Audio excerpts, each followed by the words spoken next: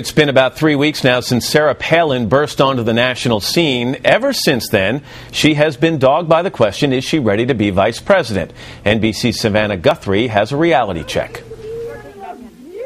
Her running mate has said she knows more about energy than anyone in America. She knows more about energy than probably anyone else in the United States of America. And in her first television interview since being nominated, Sarah Palin herself said this.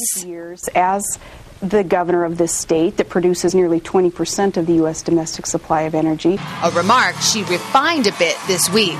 My job has been to oversee nearly 20% of the U.S. domestic supply of oil and gas. But no matter how you slice it, she's wrong. Alaska accounts for only 3.5% of America's total energy production, 7.5% of oil and gas.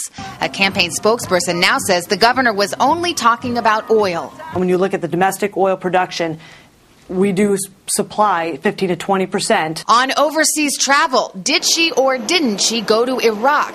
Campaign aides told a few reporters she did. The McCain campaign later backtracked, saying she visited a border crossing with Kuwait, going briefly into Iraq. But the Alaska National Guard says Palin never entered Iraq at all. An aide also said Palin visited Ireland, but the campaign had to backtrack again. Yes, she'd been to Ireland. Her plane stopped at the airport to refuel. Another question about her foreign policy credentials, has she ever met with foreign leaders? Palin said this in the ABC interview.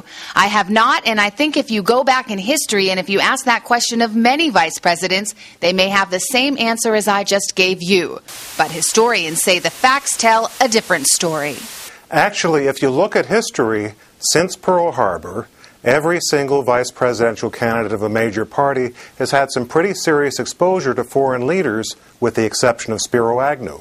And then there's that bridge in Alaska. As NBC reported, I support these infrastructure projects. Palin initially supported the bridge and killed it only after Congress pulled its backing. The state kept the money.